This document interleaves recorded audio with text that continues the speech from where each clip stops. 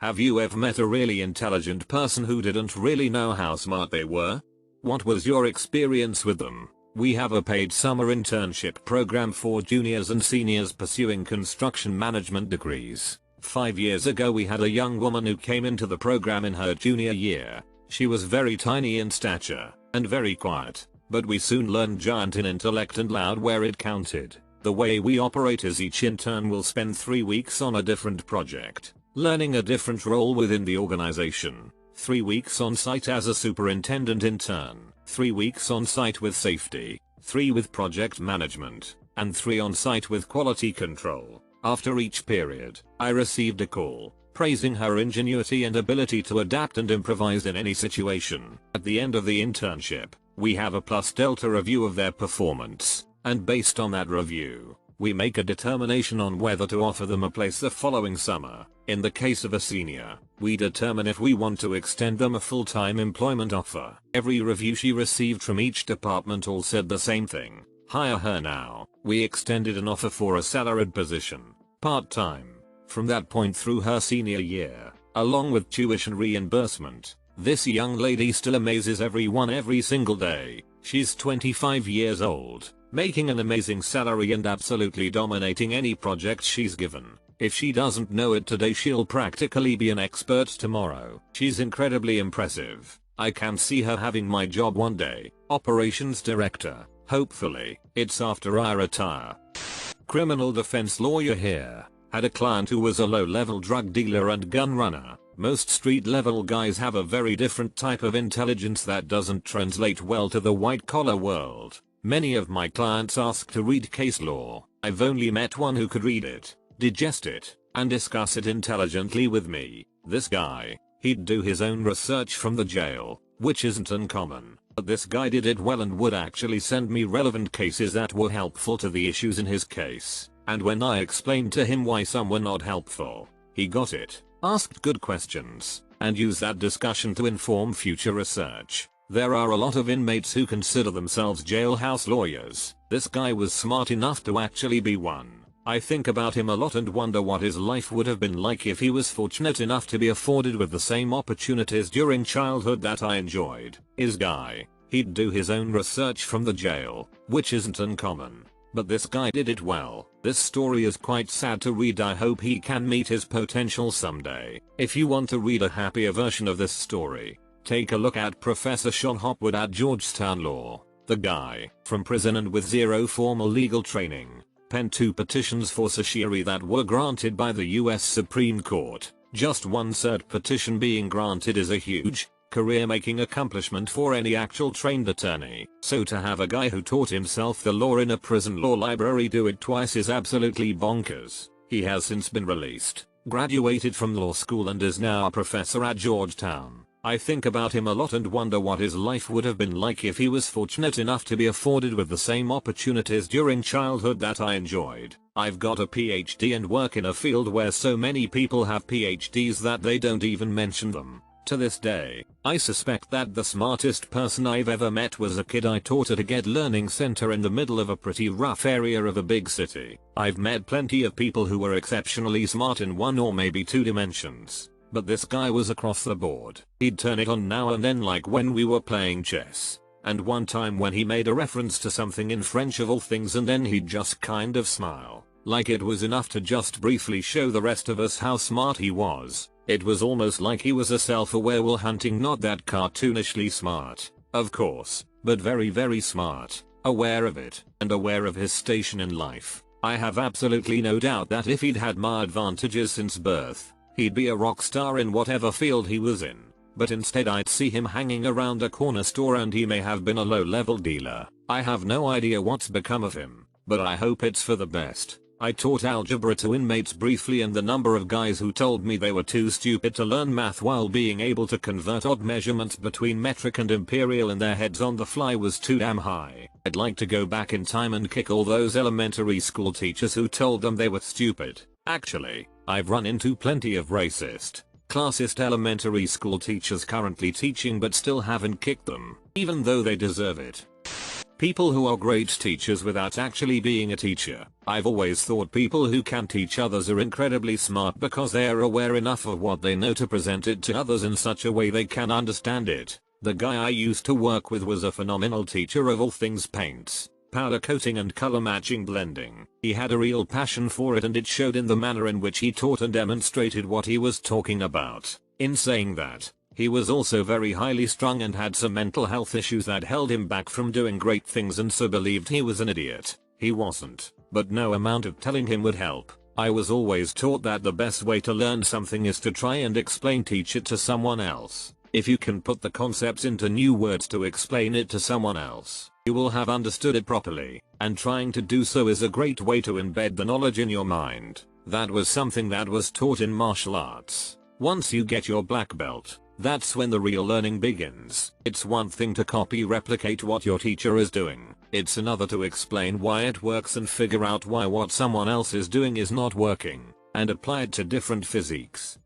My dad grew up believing he was dumb and would never amount to anything. His teachers all hated him, and the first time he went to university he was kicked out. Around the same time as I started university, my mum finally convinced him to try again to get a higher education himself. He's often said that he's too stupid to go back to school, but he speaks about 6 languages fluently, has so many new interesting history facts that whenever we watch any movie we always have to pause at least 4 times for a lengthy discussion about it, and he remembers more book quotes than anyone I've ever met. He grew up in communist Hungary and East Germany, and he has since then climbed mountains and been scuba diving in the Atlantic among a bunch of other adventures. Whatever the discussion, he's got a story to tell. He's the coolest dad ever, but for as long as I can remember my family has struggled financially since he couldn't get a job that paid enough. It makes me so happy that he's finally reaching his full potential now at 51 years old, and we're all super proud of him. He dreams of being a teacher one day. He will the best teacher his future students could ever wish for. This is so wholesome. Even as a stranger, I'm proud of your dad. I had a kid in my class that never took anything seriously. Skipped class, brought alcohol to class and did numerous other things. You name it, he probably did it. But man, that MF knew his sh whenever he paid attention. He understood things when other people were struggling to learn whatever was being taught that day. Math, science, English, reading etc. It makes me a little sad because he was always a troublemaker. But deep down I knew that he was very smart and was capable of doing good in school. He just never chose to do it, or generally just didn't care, right? DK at this point. I think he got involved with the wrong crowd early on, unfortunately. In my college dorm, we had a kid who took pride on how rarely he was sober. He skipped class regularly, and just didn't care in general, but got perfect scores on practically every test he took. So I'm sure he knew he was very intelligent, he just didn't know what to do with his intelligence. Eventually, he gave up on drinking, ended up triple majoring, and still graduated early. Last I heard, he's living happily in a cabin in the woods somewhere. Sounds like he's winning life. Former co-worker of mine. He came to Germany as a refugee in his young teenage years. Had trouble in school due to language barrier, poor support, tough family situation, typical refugee problems. Then he was unemployed, and job center, part of German welfare dealing with unemployment, sent him to the security company I worked at that time because conditions of employment are almost non-existent in this field. When he was on my team for an event, I, as team leader, had to show him the ropes. The event lasted 10 consecutive nights and we faced several different challenges that were part of the job. Every now and then he had a genius idea how to solve the particular problem. The following year I got him on my team whenever I could, trained him, and when I left the company he inherited my position as team leader. I don't actually know whether he knew about how smart he is, but he was so insecure in the beginning I boldly assume he didn't.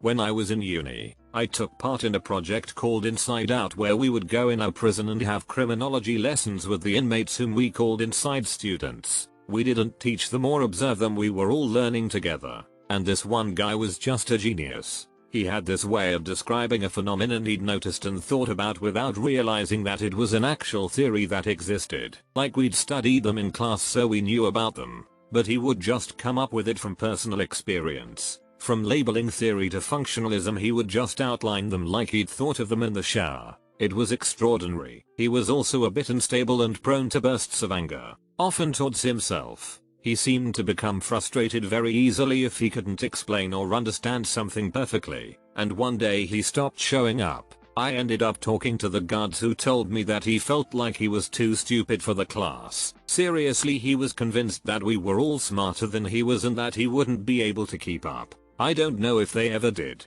but we asked the guards and a few inside students if they could tell him that we'd loved studying with him, that he was starting really interesting discussions and that his observations always made us think more deeply, that his presence made the class better. And just to be clear, I don't mean to say that he was smart for someone in prison. He was a genius. Everyone but him knew that he was by far the most intelligent person in the room, but he didn't see it. I feel like people should be more aware that it's normal to struggle and feel stupid while learning new concepts. Then, they'd be less discouraged, and less likely to give up. This can be the curse of being highly intelligent. Never having to put much time or effort into learning something is great until a subject comes along that requires it. Then, all those people who learned how to work hard to understand something keep going, and the highly intelligent person has a challenge she has never seen before, and either has to totally change his/her study habits, life habits in his/her late teens or 20s, or determine that she isn't smart enough. Either way, there will be a crisis of confidence, and lessons that should have come early come really late. My mother, she was raised in a poor abusive family and left school very early to escape. Even now she'll say how she is uneducated, which is true, but she ain't stupid. She raised a bunch of us without much money and was always resourceful and canny at making ends meet. She can do fairly complicated math in her head, does extensive research before making large purchases, forwards me screenshots of quite sophisticated scam emails and tells me why they're fake. She's 78 now and has always embraced new tech. Has no trouble using her smartphone or her PC. She even troubleshoots for her neighbors. She still lives in the same poverty-stricken area we grew up in and is often helping her neighbors advocate for themselves, writing letters, telling them who to contact and what to say. She's also a keen observer of humans. She sees them as they are and takes them as they are with no judgment. She was always progressive for her time and passed down zero racism or other prejudices to us kids. I wonder what she could have done if she had the opportunity she made damn sure we had. Your description is very like my grandma. She passed away 2 years ago at 81. 8th grade education, which was normal at the time for the area because her parents were farmers. At one point she worked a sewing job where they were paid by the piece, and grandma worked so fast that they changed the rule and started paying by the hour because she was earning too much money. She ran their dairy farm plus corn and soybean fields, cattle, pigs, chickens, etc., and all the equipment, often paying additional hired help. Grandpa didn't really know how to manage the books, so grandma did it all. After they retired, she had a smartphone before I did. She also had a huge 90s desktop computer and printer. One time, probably about 5 years or so ago, we were playing cards and she pulled out these nice professional looking scoring sheets. I thought she must have purchased somewhere. Nope. Turns out she made them and figured out how to scan copies. I didn't even know she had a scanner. When I told her, I was surprised. She was annoyed at me and was like, "Hey, I know how to do stuff. I do this and this and this for the neighbors and for this, that and the other thing." Ranting about her computer savvy. I had no idea and I was like, "Grandma, do you know I'm pretty sure my mom couldn't do some of the stuff you're talking about?" She also had plenty of stories about identifying and thwarting scammers, especially the door-to-door kind. She liked to smile and waste their time, and then when she refused to buy into whatever they were selling and they got angry, she would play dumb and offended and laugh about it later. She was also progressive in a very heavily conservative area. Man, I miss her. My dad. He's dyslexic and growing up in the education system in the 70s didn't provide any support, so he's all but illiterate. He left school at 15 with no qualifications. He always says he's stupid and it upsets me so much he won't believe it when we tell him he's not. Me, my mum and my sister all have education beyond degree level and he's smarter than any of us. He's eloquent, but sometimes mispronounces new words that he's heard in a different accent. Our accent is heavy on the R sound, so I've noticed him adding it to words that don't have R's. But of course he's never seen it written down to know. He watches historical documentaries and tells us about how that links with the one he watched a couple of years prior. He once drove me to university 3 hours away using the route he'd driven in reverse once without checking a map. I wish he could see himself as intelligent. Eater, since it seems like a lot of people have a connection with this comment and will enjoy this story. He did actually do a speech for my wedding. I was worried about asking him because I wasn't sure how he'd manage and didn't want to put pressure on him. But he was keen to do it. My mum made cue cards with picture hints and they did not help him. He just had it written out and learnt it off by heart and used cue cards with the full speech to help him. He can read it when he knows what it says, and his speech was by far the most confident and well performed speech out of all of us. Give him a birthday card with more words than happy birthday and he's not happy, but he can smash out a full-on speech with no hesitation. When you're intelligent you can truly comprehend how stupid you are. There's a theory about this, right? My spouse, very intelligent, can manage really complex spatial stuff and think through mechanical problems in ways I definitely can't. Great with computers and pattern recognition and thinking creatively about how to solve problems. High school dropout and probably a 5th grade reading level due to severe and inadequately treated dyslexia and dyscalculia. I'm a physician and work with many people with less natural processing ability than my spouse has. My fiance is very similar. Ridiculous freehand geometric artist. Came out of the womb drawing and painting. Comes to fascinating conclusions at light speed that would take me months to puzzle out. Gifted classes and such all the way through school until high school when all the classes got boring and the ADHD depression finally hit like a freight train. Tested, retested, medicated, poked and prodded. Crazy high IQ and ended up dropping out of college because everything went so slow. He knows he's smart but he can't seem to wrap his head around how other people just don't think the same way he does, and I have to scaffold him into understanding that frequently, otherwise he gets tangled up in frustration. I'm volunteer staff at a math summer camp targeted at children who like doing math. Most of the kids that we get are the standard doing well in school with good grades to prove it type, but it frequently happens that some kid is signed up and the parents tell us that their child doesn't really do well in school in general, or math in particular, but they just like doing math related puzzles. That's cool, because that's all we ask for, and often enough these kids come with very interesting insights and solutions because they happen to approach the problems from a different angle than the majority. They may be quite intelligent, but not in a way that expresses itself well within the standard framework of education. The same thing happens on the EQ social level. A few years back we got a sign up where the parents warned us that their son had great difficulties making friends or socializing in general. On the first day of camp, the kid took a chessboard and went to sit down to play against himself. Perfectly fine. But not much later another boy walks up to him and asks if he can join the game. They start playing and talking and they end up being practically inseparable the rest of the week. The kid that had difficulties making friends just made a new best friend faster than anyone else there. Just need to give people the right environment. It's a lovely story and a nice ending, but I gotta admit, I thought you were gonna drop some Bobby Fischer type sh there near the end. LMAO, same.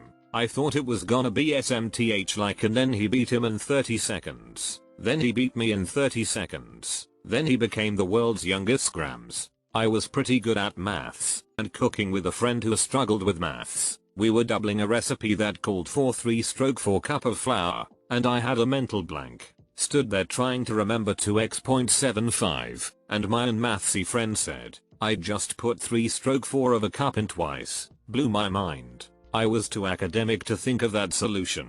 Surely you had to double the amount in your head first.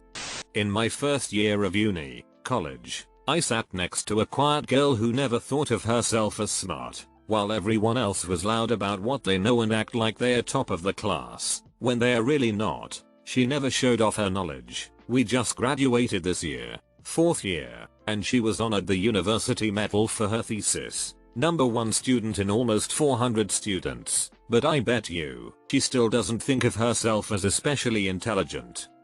My granddad left school at 12. He's dyslexic, but back in his day, that wasn't a recognized thing. He has a particular way with animals. Like he always knows what's wrong, can fix anything. He's a prolific reader and people just gravitate to him. He's the most helpful person you've ever met and will literally go out of his way to help anyone. I work in manufacturing, so we get a lot of uneducated people. There are a lot of people out there who are smart but for various reasons weren't properly served by the public schools. They might be barely literate, or can hardly string 2 words together coherently. but they solve problems beautifully, or always have workable ideas, or they talk about ideas rather than people or events. It's hard to quantify, but you know it when you see it. On the flip side, I work in a professional white-collar job making good money, and I know way too many colleagues who are educated but dumb as F. It's messed up. You know it when you see it. Educated but dumb as F. You can push almost anyone, probably 80% of the people, through school up to the master's degree level, with enough resources and determination. Educational attainment is often more about family background and motivation than intelligence. Even if someone is well below average, if they keep grinding, with enough money they'll eventually earn some kind of a bachelor's degree or even a master's, albeit often with a few setbacks, and not from MIT in astrophysics.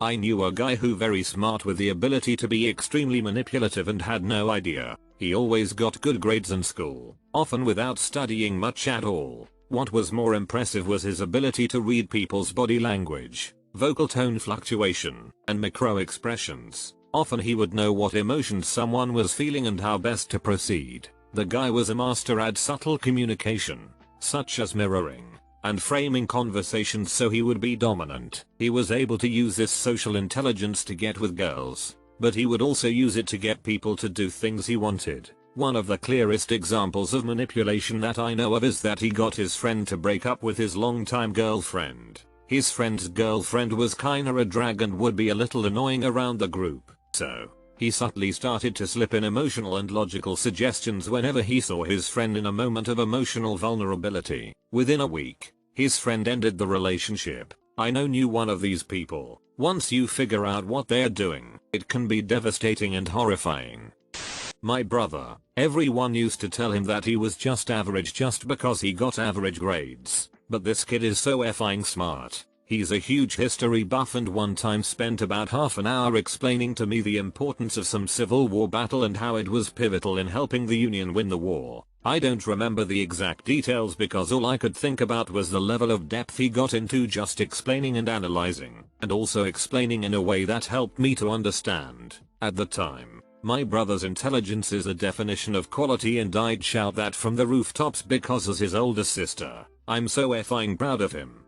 I think some people just choose a quieter and more simple life despite their intelligence. I worked as a hospital porter for a few years when I was a teen, and one of my fellow porters was this brilliant chap who would skim through the paper on his break then go off on some glorious leftist rant like the leader of a union back in the 70s. His political knowledge was unbelievable. He could easily have been an MP but was happier as